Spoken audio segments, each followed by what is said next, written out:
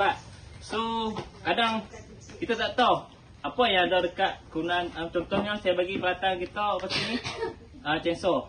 Okey, chainsaw ni adalah chainsaw apa?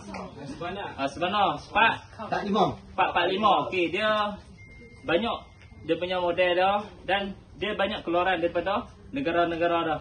Dia ada Sweden, ada England, ada dan sebagainya, banyak. So hak ni sebenar ni kita tengok dia ada dia punya apa?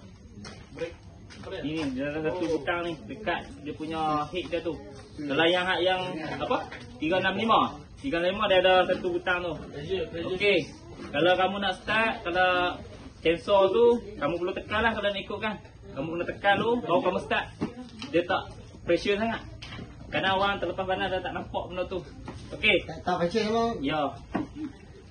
Sama juga dia punya rantai dan sebagainya tu. Dia tengok yang geng lelaki ni kita tak risau kan. Sebab depa ni semua pakar-pakar untuk apa? Pecah rumah. Bukan pecah rumah. Ni yang geger-geger ni. Sebab nak tengok ni, sebab kadang tu buka cuci tu boleh, tapi pasang tu kadang tu tengok tapi mata terbalik dan sebagainya. Okey. Lepas tu dia punya apa? Okey. Yang terbaru keluaran kita punya perata operasi ialah dia menggunakan ni lock macam ni. Okey. Dia tak macam yang lama. Yang lama dia ada tempat pulahan macam apa?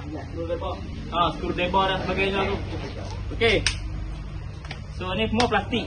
Yang baru ni semua plastik. So saya nak ingatkan janganlah kita silap bubuh minyak.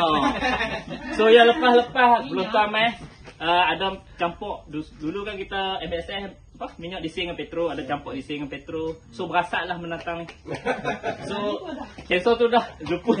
Okey. Ni yang biasa kita duk gunalah. Okey.